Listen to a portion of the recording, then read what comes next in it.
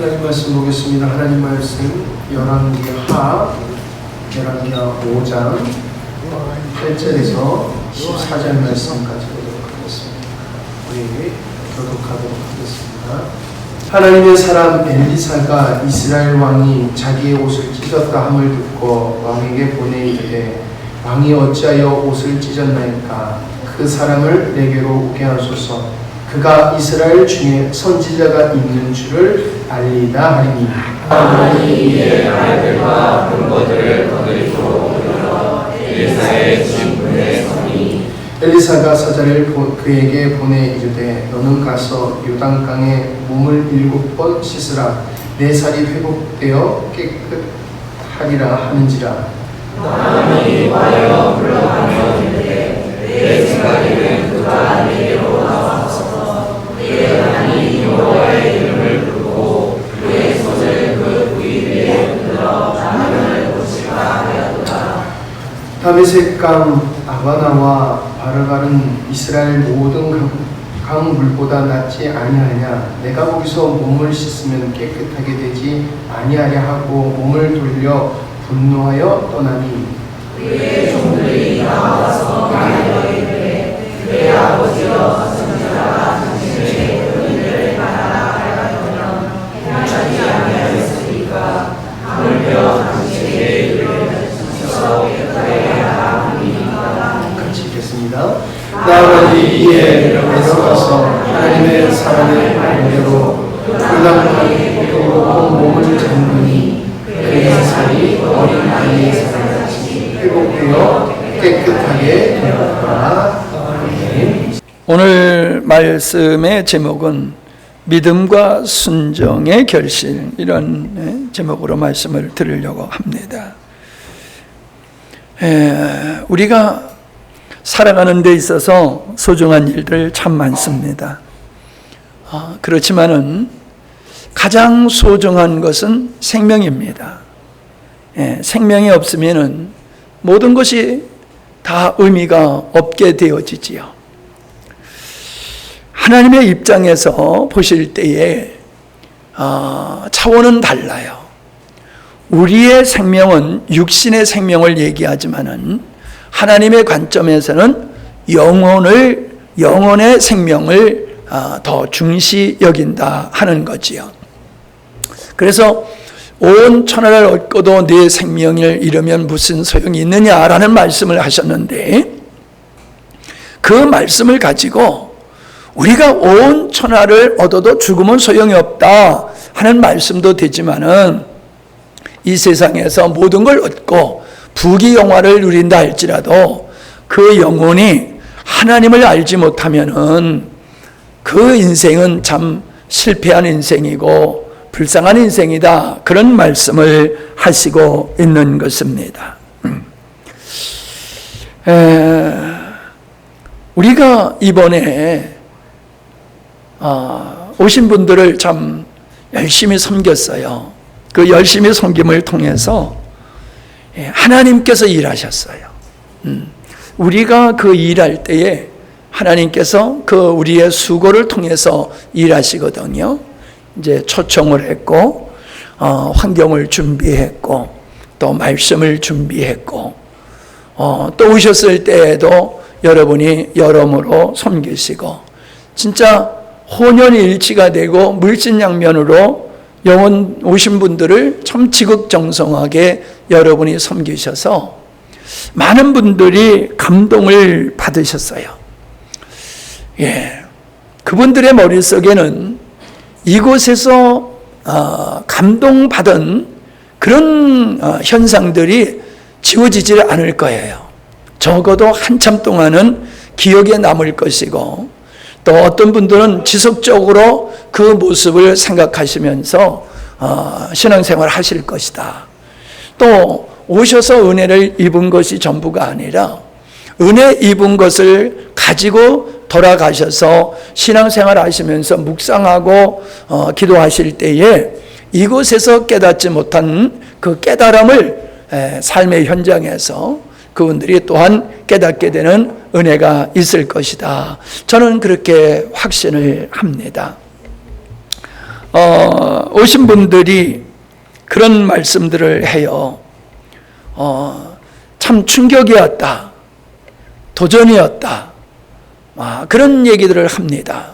여러모로 예를 들어서 지휘자도 없는데 어쩌면 그렇게 은혜롭게 찬양을 잘하느냐. 또 이렇게 예배 전에 찬양을 인도하는 분들, 목사님을 비롯해서 멘트라든가 참 이렇게 찬양을 섬기는 모습이 전원보다 훨씬 더 성숙하고 은혜가 되었다. 이런 말씀을 하기도 하고, 참 목사님 중에서는 그런 말씀을 해요. 내가 로망하는 교회가 이런 교회다. 내가 목회를 하면서 이런 교회를 내가 지향해 왔다. 그런데 참 여기서 그런 자기가 로망하는 교회를 볼 수 있어서 굉장히 행복했고 좋았다. 막 그런 말씀을 하기도 하고, 다음번에는 저도 섬기는 자리에 좀 세워주셨으면 좋겠습니다. 그렇게 말씀하시는 분도 있고 그렇습니다.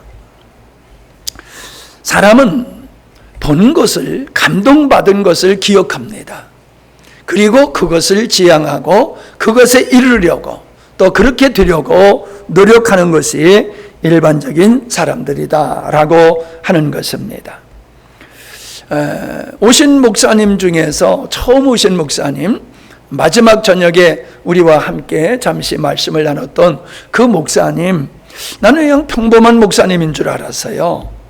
그런데 그분이 박사학위가 2개나 있는 분이더라고요. 예. 서울대를 나오시고 서울대 대학원을 나오시고 프랑스에서 8년 동안을 유학 생활을 하시고 성균관 대학에서 교수 생활을 하다가 목회를 하고 계시더라고요. 참 그런 분이 너무도 겸손하게 말씀을 들으시더라고요. 예? 겸손하게 말씀을 들으시고 한 번도 자기가 어떤 세미나에 가본 적이 없대요.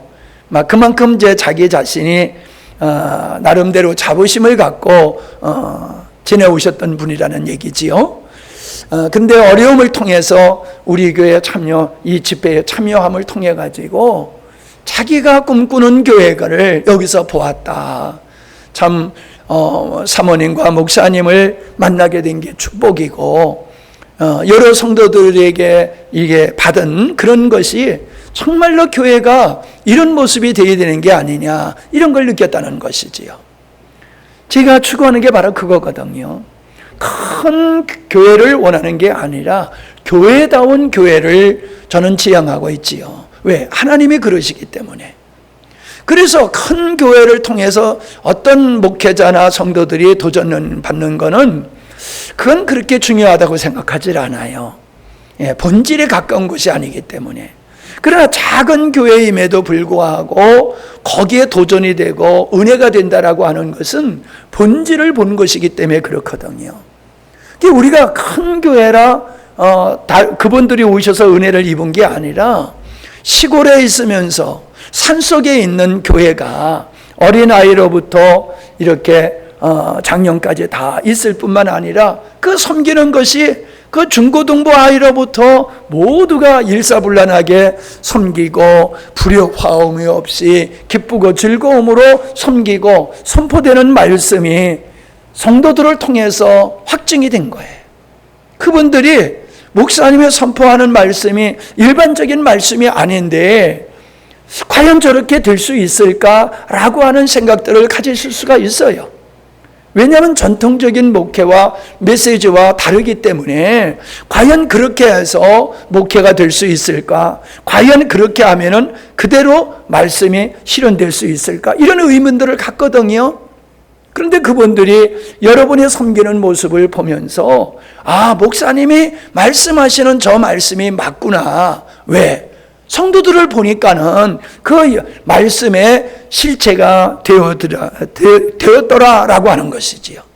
그래서 참 여러분의 고맙고 치아의 말씀을 드리는 것은 주로 이제 말씀을 통해서 성도들에게 오신 분들에게 은혜를 나누었지만은 여러분들의 그냥 자연스러운 그 주님 섬기는 모습이 함께 이 복음을 확증하고 선포하는 일에 여러분들이 있었기 때문에 그게 어떤 행사적으로도 그렇고 또 복음적으로도 가능한 일이다. 이런 측면에서 정말로 보람을 느끼고 뿌듯함을 느끼고 여러분에게 감사하는 마음을 갖게 되었고, 그래서 어떻게 좀 위로해 드릴까 하다가 한번 같이 식사를 여기서 하면 사모님이 옆에서 맨날 그래요. 당신은 사랑하는 마음으로 하지만은 집사님들은 고통입니다. 그게 나의 고통이야. 나는 그 말이 고통이요.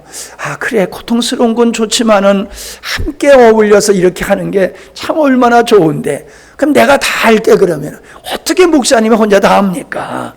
그래도 우리 성도들이 부담스러우니까 나가서 합시다. 늘 그렇게 저한테 옆에서 얘기를 해요. 그래서 그 말도 맞다. 그래가지고 부서별로 교제를 하고 저녁에 또 여러분이 맛있는 음식을 드시면서 교제하면은 조금 위로가 되고 격려가 되지 않을까 해서 그렇게 계획을 세워 보았습니다.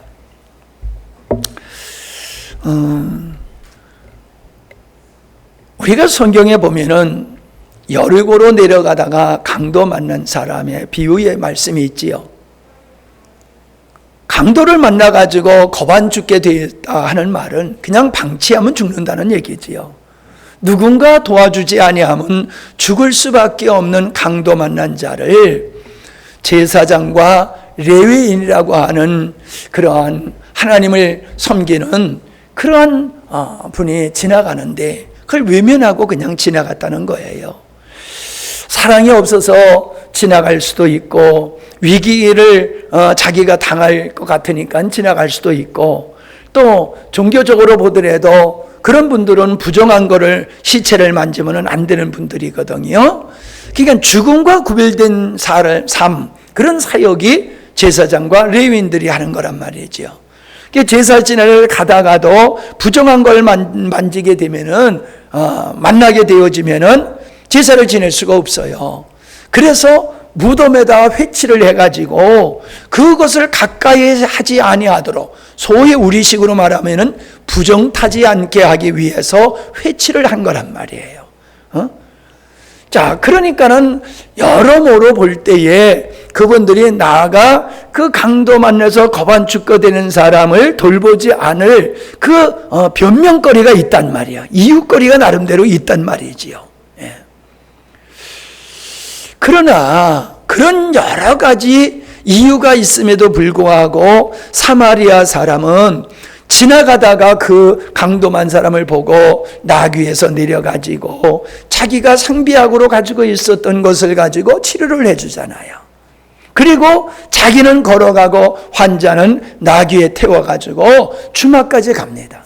그 중간에 강도를 만날 수도 있지만은 감수하고 그렇게 사랑과 은혜를 베풀어서 그 죽을 수밖에 없는 사람을 살려내게 되어지는 그 비유의 말씀을 주님이 하시면서 내 이웃이 누구냐? 죽어가는 사람을 보고 여러 가지 이유와 변명을 대면서 지나간 사람이 이웃이냐? 아니면 위험을 무릅쓰고 희생하면서 그를 구원한 사람이 이웃이냐라고 예수님이 묻습니다. 여러분 어떻습니까? 누가 이웃이라고 하는 것은 여러분도 금방 느낄 거예요. 요즘 방송을 보다 보면 이 애완용, 이 반려동물에 대한 프로그램이 많이 나와요. 왜 요즘 사람들이 그쪽으로 많이 관심을 갖기 때문에 그렇습니다. 그 중에 보면은 유기견들, 방치되어 있는 이 개들이 덫에 걸려가지고 그런다든지 아니면은 병에 걸린다든지 아니면은 어떤 사람이 그저 멍멍탕 만들려고 그렇게 그냥 사육하다가 다 죽게 되는 모습이든지 그러한 개들을 구출하는 이러한 프로그램을 여러분이 많이 보셨을 거예요. 여러분, 하찮은 그 동물인데도 위기에 처했을 때에 그냥 외면하지 아니하고 그걸 구원해낸단 말이에요. 그리고 돌본단 말입니다. 이제 우리는 상식적으로 우리는 그런 동물을 보면은 아주 동물답게 대해야 되고, 동물을 학대하면은 동물 학대죄에 걸리는 이런 신기한 시대 속에 우리가 살고 있지 않습니까? 근데 하물며 우린 저 북한 땅에서 사람 대접받지 못하고 인권유린 당하면서 죽어가는 그런 어려움 가운데 있는 북한의 동족에 대해서는 별로 신경을 안 써요. 개에 대해서는 그렇게 신경을 쓰면서. 그래서 얼마 전에 탈북한 사람, 배로 탈북한 사람을 강제로 북송시킨 걸 가지고 우리가 문제를 삼고, 또 공무원이 표류해 가서 북한으로 갔는데 그 빠져 죽을 사람 죽이겠다고 온 거 아니잖아요. 예? 빠져서 바다에 빠져가지고 흘러온 사람을 갖다가 죽여가지고 불로 그냥 태워버리는 이런 인간으로서 할 수 없는 만행을 저들이 저지르고 있단 말입니다. 우리는 이런 거 보면 분노한단 말이에요.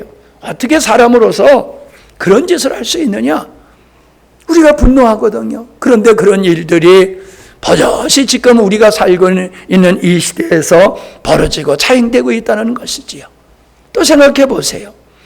우리가 6.25에 16개국에서 젊은이들이 와가지고 이 땅의 자유민주주의를, 대한민국을 지키기 위해서 많은 사람이 희생을 했단 말이에요.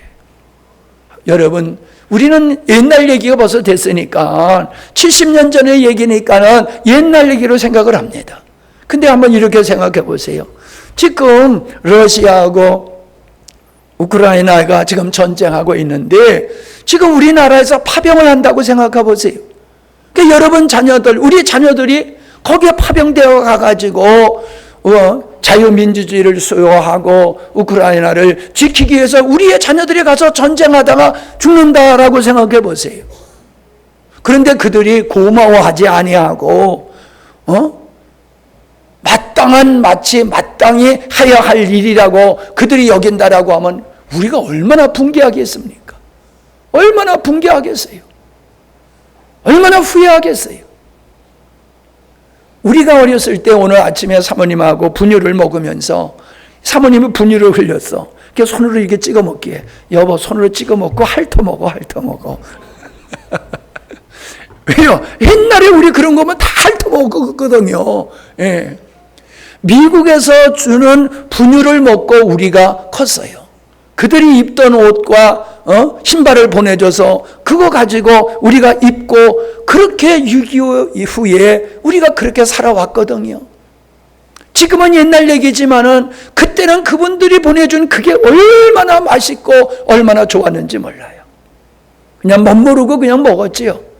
그러나 지금 우리가 선교를 한다든가 남을 도와준다라고 하는 측면에서 보니까 그분들이 우리를 위해서 싸우고 우리를 위해서 도와준 일들이 얼마나 고마우냐.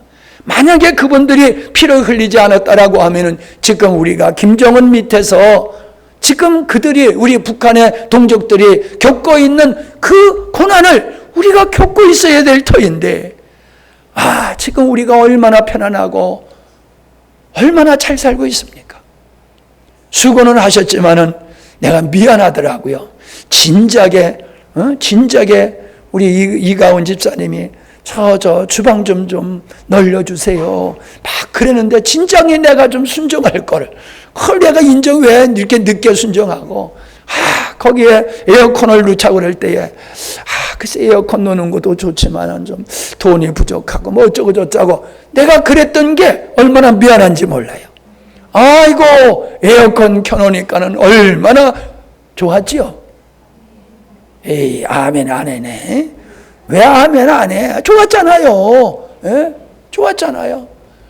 부엌에서도 좋고 식당에서도 좋고 로비에서도 좋고 예배당 와도 시원하고 하여튼 집안에만 들어가면 시원하게 우리가 말씀 나누고 섬기고 교제하는 이런 환경이 내가 얼마나 감사하고 또 미안한지 몰라요.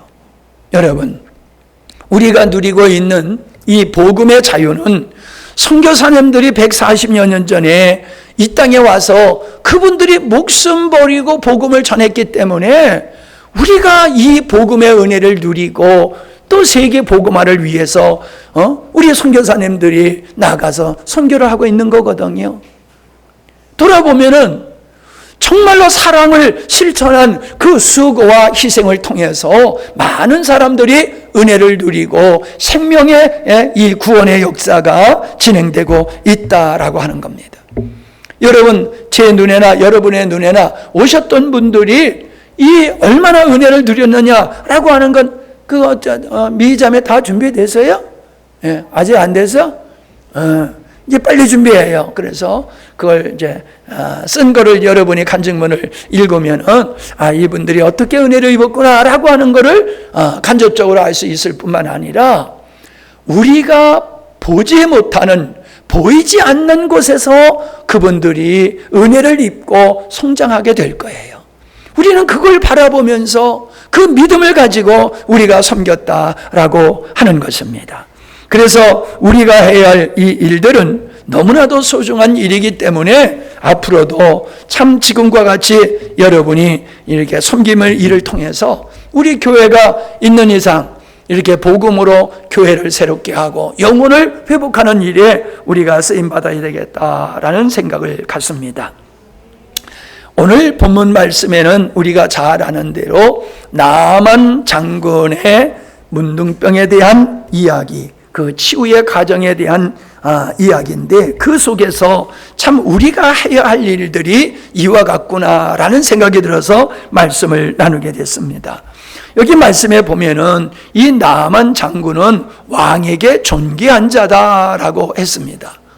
그러니까 뭐 소위 말해서 오른팔이다, 왼팔이다, 실세다, 뭐 우리가 정치적인 얘기를 하면은 그런 말을 사용하지 않습니까?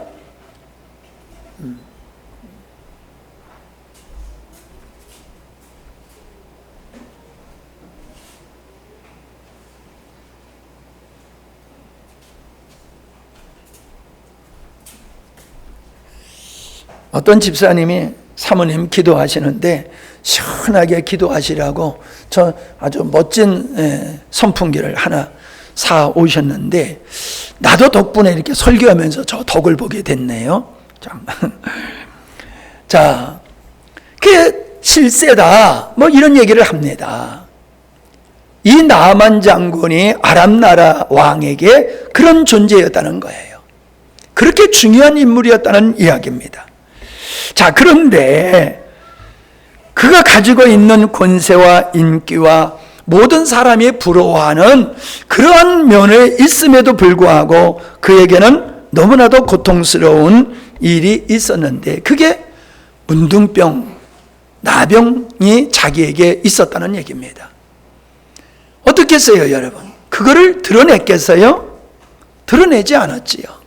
분명 그거를 감추었을 것입니다. 사람들한테, 부하들한테 자기의 나병이 있다라고 하는 것을 드러내지 아니하고 소가리를 하면서 살았으리라 생각을 합니다. 여러분, 현대인들이 그런 것 같아요. 겉으로는 많은 지식이 있고 화려함이 있고 멋이 있고 멋있는 옷을 입고 멋진 화장을 하고 멋진 차를 타고 다니고 멋진 집에서 살고 참으로 부러울 것 없는 그 존귀한 자와 같은 나만과 같은 그런 것들을 오늘 현대인들이 많이 누리고 살지만은 내면에는 남한테 고백하지 못하는 갈등과 아픔이 있다. 그걸 지니고 산다는 거예요. 여러분, 제가 어떤 분의, 제가 만나는 건 아니에요. 어떤 분의 얘기를 전해 들었는데 이분은 의사예요. 그리고 또 어른들을 잘 만나가지고 경제적으로 아주 부유한 상태에 있는 분이에요. 근데 이분이 쇼핑을 어디로 가느냐? 우리 함양 사람은 진주로 가든지 대구로 가든지 대전으로 가든지 그래요. 주로 진주 쪽으로 많이 가지요. 어떤 분들은 대구 쪽으로도 또 많이 가세요. 예, 왜? 거기 가면 더 좋은 물건이 있고 좋은 환경 속에서 자기가 마음껏 여러 가지를 선택할 수, 골랄 수 있기 때문에 그렇잖아요. 우리는 그걸 당연하게 여긴단 말이에요. 기왕이면 몇 사람이 모여가지고 한 차 타고 가서 쇼핑도 하고 맛있는 것도 먹고 놀다 오자. 그래서 그룹 가는 걸 우리는 본단 말이에요. 그런데 여러분, 우리가 서울 신세계 그 백화점으로 쇼핑을 간다고 하면 어떻게 하겠어요? 좀 다시 쳐다보겠지요? 좀 지나친 거 아니야? 네. 진주에 있는 그 신세계 뭐 백화점으로 가면은 뭐 그것도 그럴 수 있어 하는데 서울까지 간다라고 하면은 조금 지나친 것 같다 이런 생각을 가질 거예요. 제가 그래요, 제 생각이. 근데 그분은 지금 여러분에게 말씀드리려고 하는 그분은 홍콩으로 간대요. 비행기 타고 쇼핑하러 홍콩으로 가고 유럽으로 간대요. 안 놀라시네? 그것쯤이야 하는 것 같아요, 여러분. 여러분, 우리가 생각해 보면요, 상상할 수 없는 거예요. 우리가 진주 정도 가는 것 같이 그분들은 홍콩과 유럽을 그렇게 앞마당 드나들듯이 그렇게 드나드는 부유한 삶을 사시는 분이에요. 근데 그분이 너무너무 갈등을 하고 있다는 거예요. 그 사람을 도와줘야 된다고 어떻게든지 목사님, 사모님을 소개해가지고 저분을 도와줘야 되는데 그런 이야기를 하더라고요. 그래서 기도하자. 언젠가 만날 수 있는 기회를 하나님이 주실 수 있지 않겠나. 기도하자 그랬어요. 여러분, 오늘 현대인들이 얼마나 방황을 합니까? 얼마나 우울증에 시달리고 있습니까? 우리의 자녀들이, 젊은이들이 이탈해가지고 그야말로 묻지마 살인을 하는 이런 일이라든가 마약에 참 이게 빠져들어가는 이런 모습을 보면서 오늘 우리가 누리고 있는 경제적이고 사회적인 이 부요함, 이 화려함 속에 자신들 안에 내면에 해결하지 못하는 갈등의 문제를 가지고 신음하는 영혼들이 우리 주변에 많은데 그게 바로 나아만과 같다는 거예요. 자기 스스로가 나병을 고칠 수 없은 것 같이 현대인들은 외적인 문제는 해결할지 모르지만 자신의 내면의 문제는 해결하지 못하는 그런 모습을 우리가 보고 있습니다. 나병이라고 하는 건 성경에선 저주를 상징하는 병입니다. 뭐 지금도 그래요. 이 문둥병은 뭐 지금이야 이제 그 치유가 가능한 그런 질병으로 분류가 되지만은 옛날에 걸리면 뭐 그건 아주 가정에서 쫓겨나고 완전히 저주받는 그런 질병이잖아요. 그게 모세의 누이 미리암이 모세를 너만 하나님의 사람이냐? 나도 하나님 앞에 쓰임받는 사람이다 라고 하면서 또 모세가 잘못한 걸 갖다가 지적을 하는 거예요. 누이라고 하는 입장에서 모세, 하나님이 쓰시는 모세를 지적을 하니까 하나님께서 네가 무엇인데 내 종을 비난하고 비판하느냐. 그러면서 하나님이 그를 싫어하셨어요. 그렇게 한 걸 싫어하셨어요. 그랬더니 그에게 문둥병이 생겨버렸어요. 문둥병이. 그래서 하나님 앞에 회개하고 모세가 중보 기도함을 통해서 고침을 받았습니다마는 구약에서의 이러한 문둥병은 영적인 저주, 하나님의 저주를 상징하는 것이다 라고 하는 겁니다. 나병은 이미 발병되어 있으면서 내게 몸에 그 나병이 감염되어 있어도 3년 동안은 모른대요. 우리가 그런 질병이 많지 않습니까? 이미 감염이 됐는데 발병이 됐지만은 그것이 커질 때까지는 모른단 말이에요. 드러나기까지는. 여러분, 인생에도 마찬가지입니다. 세상의 잘못된 이론에, 잘못된 철학에, 잘못된 향락에, 잘못된 것에 감염이 됐지만은 내가 지금 잘못된 생각을 가지고 잘못된 삶을 살면서도 몰라요. 문둥병과 같이 몰라요.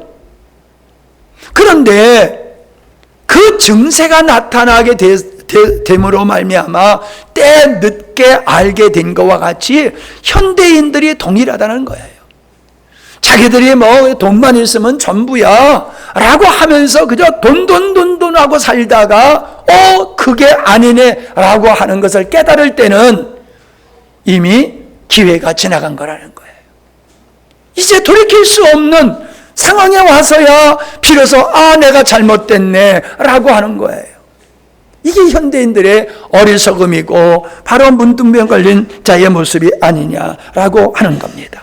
그래서 우리는 이 주일마다 예배를 드리면서 말씀을 소중하게 여기는 이유가, 이 말씀을 들으면서 내 안에 이 문둥병과 같이 나도 인식하지 못하는 그런 문제가 있는 것들을 우리가 발견해내는 거예요. 그리고 치유받는 거예요. 늘 우리는 우리 자신을 점검하면서 깨끗함을 유지해 나가는 거다 하는 것입니다. 성경에 보면은 자기 눈에 들보, 이 대들보 있잖아요. 대들보. 눈에 들보가 있는 사람이 있고 눈에 티끌이 들어가 있는 사람이 있단 말이에요. 여러분, 그 티끌과 들보는 비교가 안 되잖아요. 그죠? 티끌은 그냥 먼지예요. 조그만 먼지예요. 근데 들보는 집을 버티고 있는 들보가 얼마나 큽니까?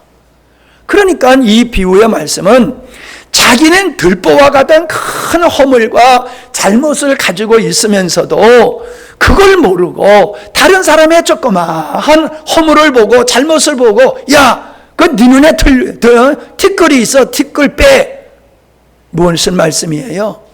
자기는 더 부끄럽고 큰 잘못을 가지고 있으면서 다른 사람의 작은 것을 지적하고 그걸 고치라고 하는 이 교만함을 말씀하고 있는 거예요. 여러분, 이런 사람은 은혜 받지를 못해요. 그게 바리새인이에요. 자기가 나는 그렇게 큰 들보와 같은 허물을 가지고 있음에도 나는 의롭다고 생각한 사람이 바리새인이에요.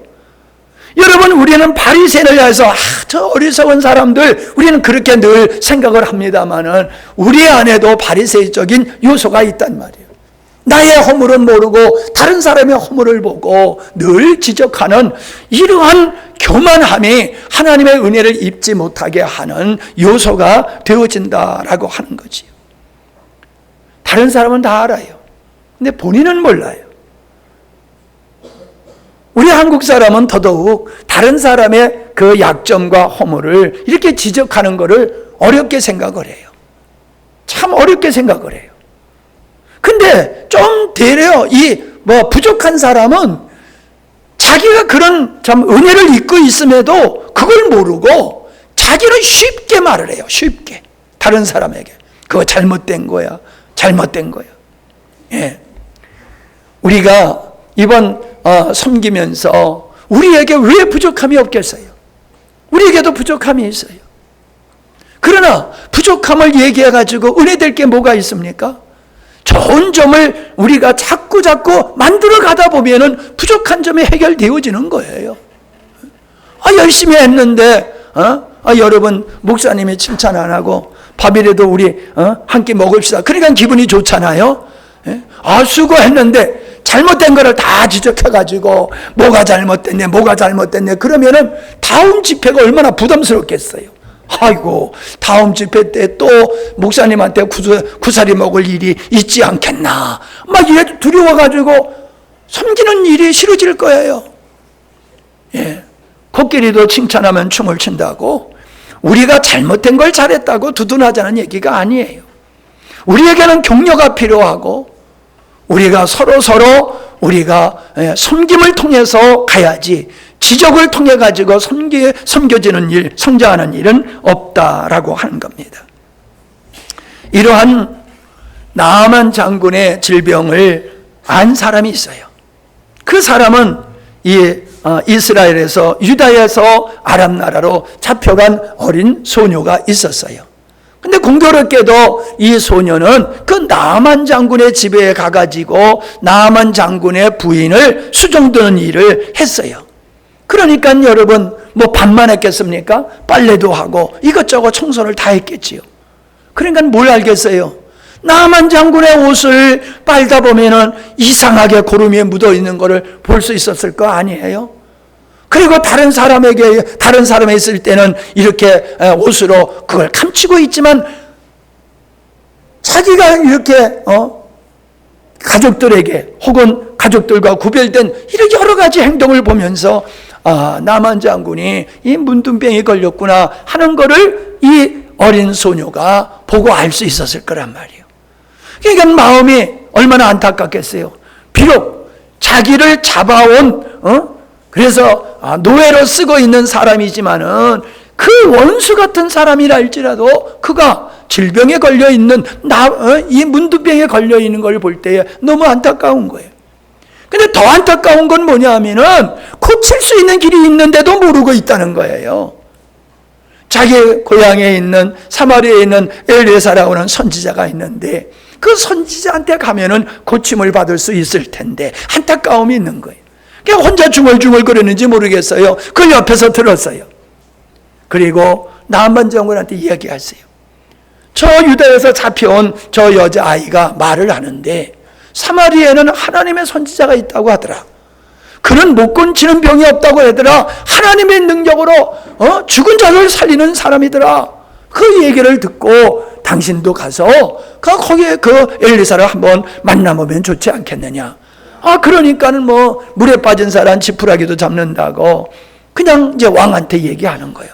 제가 1차 차에서 제가 가서 엘리사를 만나고 이 병을 좀 고치고 오겠습니다. 그러니까 왕이 아이고 그래? 그러면 내가 우리로 말하면은 추천서를 써주는 거지요. 추천서를 써주는 거야. 왕에게 추천서를 내가 존귀하게 여기는 이 나만 장군이 문둥병에 걸렸는데 그 나라에 그 엘리사라고 하는 하나님의 훌륭한 선지자가 있다고 하는 소문을 듣고 보내니 잘 대접해서 잘 치료해서 보내주기를 바라노라. 왜냐하면 속국과 같기 때문에. 그래 보냈어요. 갈 때에 어떻게 갔느냐라고 하면은 은이 우리로 말하면 340kg야. 은이 340kg. 금덩어리가 68kg야. 68kg 되는 사람. 68kg 비슷한 사람. 그러니까 우리 민성찬 집사님 등치만한 금덩어리야. 무게가 그만큼 나가는 금덩어리야. 그리고 그때는 옷이 얼마나 귀했겠어요. 의복 10벌 선물로 줘가지고 그 선물을 가지고 신하들을 데리고 종들을 데리고 간 거예요. 가서 이제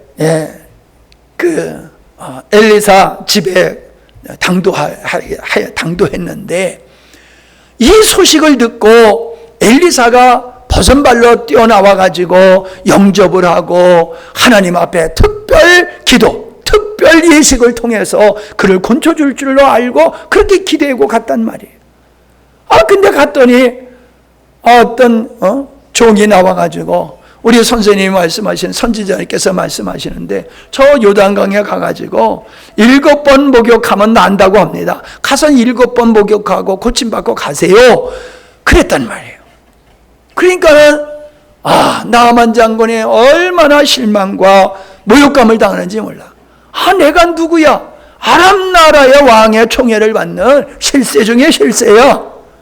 그리고 내가 나의 병을 고쳐주면 이렇게 살해하려고 이 어마무시한 예물을 가지고 왔는데 곱배기도 안 내다보고 이게 사람 대접하는 거야? 너무너무 노해가지고 섭섭해서 그냥 돌아가려고 합니다. 여러분 같으면 어떻겠어요? 저 같아도 그랬을 것 같아. 저 같아도. 그런데 돌아가려고 하는 그 왕의 나만의 옷자락을 붙들고 주인이시오. 아니 그보다 더한 일을 하라고 하면 하지 않겠습니까? 이 병을 고치기 위해서 다른 어떤 힘든 일이라도 하라고는 하지 않겠습니까? 하물며 가서 요단강에 가서 목욕을 하면 난다고 하는데 그깟 못할 일이 어디 있습니까? 우리 식으로 말하면 믿져야 본전이 아닙니까? 왜 선지자의 말을 무시하고 노여움만 타고 돌아가시려고 합니까? 가서 그 말씀대로 순종해 봅시다. 그렇게 권면을 합니다. 그냥 이 말씀을 묵상하면서 너 죽을래? 그 소리를 각오하고 했을 것 같아요. 지금 열이 바짝 나 있는 데다가 그런 소리 하면 그거 지적하는 거잖아요. 예? 당신은 어리석은 거야. 이게 지적하는 거잖아요. 아니 지금 갖다 열받아 죽겠는데 어리석다고 또 종의 주제에 옆에서 말을 하면은 화풀이를 거기다 할 수도 있을 것 같아요. 예? 그런데 참 은혜를 입으려고 하니까는 이 나아만 장군이 그래 맞아 네 말이 맞다. 그 나아만 장군은요 이 잡혀온 그 소녀의 말을 교모에 들었고 종의 말을 교모히 받아들였어요. 겸손히 받아들였어요. 이게 은혜 받는 비결이에요. 그래서 요단강에 가가지고 목욕을 하는데 여러분 얼마나 어떻게 보면 부끄럽습니까? 그 종들 여러 종들이 있고 주변에 사람들이 또 나만 장군이 왔대더라. 아람 나라에서 그 유력한 장군이 왔는데 병 들어가지고 나병에 걸려서 왔대더라. 근데 지금 저 요단강에 가서 목욕한대더라. 구경 가자 하고 인근에 있는 사람들이 다 쏟아져 가지고 또 구경할 수도 있을 거란 말이에요. 우리 상상해 보면 그렇잖아요. 그 지체 높으신 분이 많은 사람이 보는 데서 지지하는 사람도 있지만 조롱하고 우롱하고 참 어리석다고 생각하는 사람들도 있었을 텐데 그런 부담스러운 거 다 제어버리고 옷 벗고 들어가서 목욕을 한 번 하는 것도 아니고 7번을 해야 돼. 이게 자존심을 가지고는 순종할 수 없는 거예요. 여러분 그 내려가서 목욕하는 게 어렵습니까? 쉬워요. 그런데 어려워요. 하나님의 말씀을 순종하는 것은 쉬워요. 근데 어려워요. 인간의 자존심을 가지고 살면은 하나님의 말씀이 순종하기가 어려워요. 근데 믿음으로 보면은 쉬워요. 하나님은 우리에게 하지 못할 일을 하라고 하신 분이 아니에요. 그러나 인간의 관점에서 보면은 그 하나님의 말씀을 받아들이고 순종한다는 것이 어리석고 미련하게 보인단 말이에요. 그러니까 내가 각오를 해야 돼. 사람들에게는 내가 멸시받고 조롱받는다 할지라도 하나님의 말씀이기에 나는 순종하겠다라는 이 믿음의 결단이 있어야지 순종하지요. 그거 없으면 순종 못하는 거예요. 순종을 해도 끝까지 해야 돼요. 한 번 하고 나오면 조금 나아지고 2번 하고 나오면 조금 더 나아지고 3번 하면 조금 더 나아지고 그래서 7번 하니까 짠 하고 다 나는 게 아니란 말이에요. 한 번 해도 그 모양 2번 해도 그 모양 3번째 하면 좀 나을까 그 모양 그러면 마음에 낙심이 찾아오지 않겠어요? 낙심이 찾아올 수 있단 말이에요. 이거 내가 헛짓하는 거 아니야? 이런 생각이 들 수 있단 말이에요. 그러나 나만 장군은 끝까지 6번 할 때까지 변함이 없어도 그 말씀에 순종해서 내가 7번을 하라고 그랬으니까 7번 하리라 라고 7번 하고 나오니까는 몸이 아이의 피부같이 깨끗해졌다라고 말하고 있잖아요. 그러니까 여러분 하나님의 은혜를 입는 일에 있어서는 믿음이 작동해야 돼요. 믿음으로 해야 돼요. 뭘 기대하고 하는 게 아니에요. 믿음으로 순종하는 거예요. 그리고 그 말씀에 내가 순종하는데 금방 이루어지지 않았다고 중간에 포기해서는 안 돼요. 끝까지 말씀을 순종하고 할 때에 하나님께서 역사하시더라라고 하는 겁니다. 여러분 나는 이 두 소녀하고 이 나아만 장군에게 조언했던 이 종의 모습이 우리의 모습이 되어야 된다고 생각합니다. 그게 우리 모습이 되어야 된다고 생각해요. 여러분 신천지 사람들은요 안 믿는 사람을 전도하는 게 아니라 예수 믿는 사람들을 꼬드겨서 끌고 가잖아요. 잘못된 것으로. 그 잘못된 것으로도 그렇게 정상적인 그리스도인들을 꼬셔가는데 여러분 우리는 어떻습니까? 우리가 이 복음을 우리가 듣고 있고 선포하고 누리고 있는 이 복음의 가치를 여러분이 정상적으로 안다라고 하면요 참 우리 주변의 사람들에게 권면하고 싶지 않겠어요? 엘리사를 나아만에게 소개하고 싶듯이 우리의 마음속에 이 복음을 전해주고 싶은 마음이 없겠냐 말이에요. 그 마음이 있어야 돼요.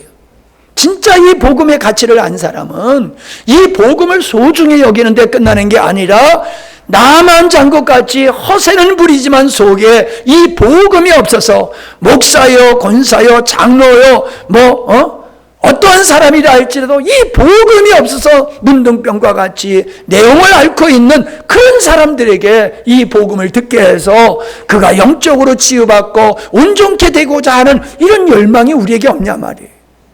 있어야 되는 거예요.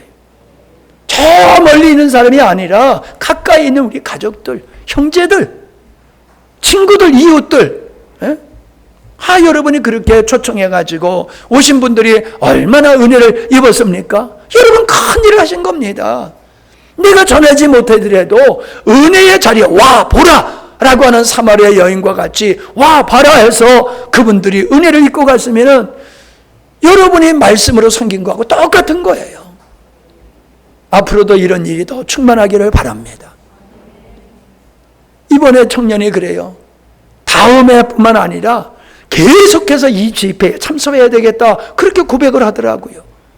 여러분 이제부터 여러분이 다른 사람들에게 우리 교회를 소개하고 목사님을 소개하고 복음을 소개하면서 정말로 이 복음을 없어서 방어하는 영혼들을 다음에 또 이렇게 모시고 할 수 있고 가능하면 겨울에도 또 한 번 하면 얼마나 좋겠어요.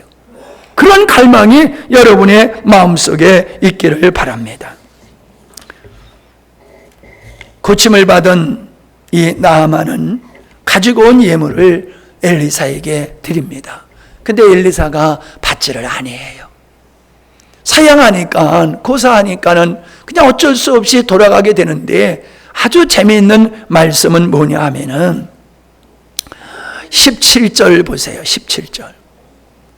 나아만이 가로되 그러면 청컨대 노새 2마리에 실을 흙을 당신의 종에게 주소서. 이제부터는 종이 번제든지 다른 제사든지 다른 신에게 드리지 아니하고 다만 여호와께 드리겠습니다. 이게 뭐예요? 이제 하나님을 만났다는 거예요. 고침을 받음으로 말미암아 진짜 신이 하나님이로구나. 자기들이 림몬신을 섬겨봤지만은 림몬신은 자기의 병을 고쳐주지 못했어. 근데 엘리사가 섬기는 하나님은 자기의 병을 고쳐준 것을 보면서 진짜 하나님이 하나님이로구나. 이걸 깨닫고 이제 내가 하나님만 섬기겠습니다. 그 고백을 하는 거예요. 그래서 제가 쉬운 성경으로 여러분에게 한번 읽어드릴게요. 마침내 나아만이 말했다. 예언자님께서 제 선물을 받지 않으시겠다면 저로 하여금 나귀 2마리에 싣고 갈 수 있을 만큼만 여기서 흙을 파악하도록 허락해 주십시오. 이제부터는 이스라엘의 주 하나님 외에는 다른 어떤 신들에게도 번제나 희생제를 드리지 않겠습니다. 18절. 그러나 부탁을 해요. 한 가지 주께서 저를 용서해 주셨으면 하고 바라는 일이 있습니다.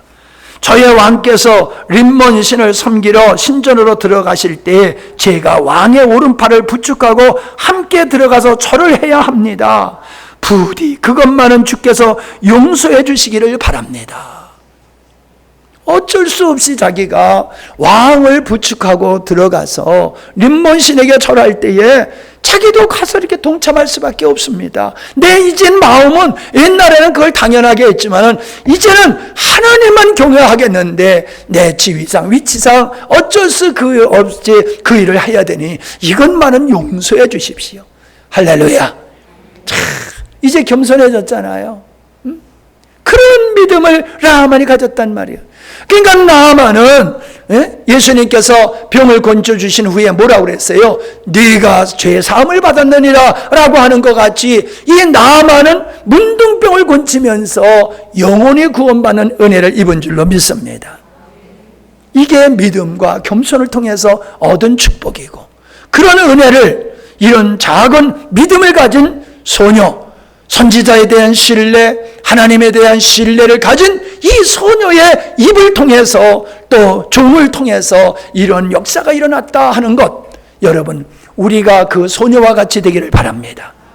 우리가 그 종과 같이 되기를 바랍니다.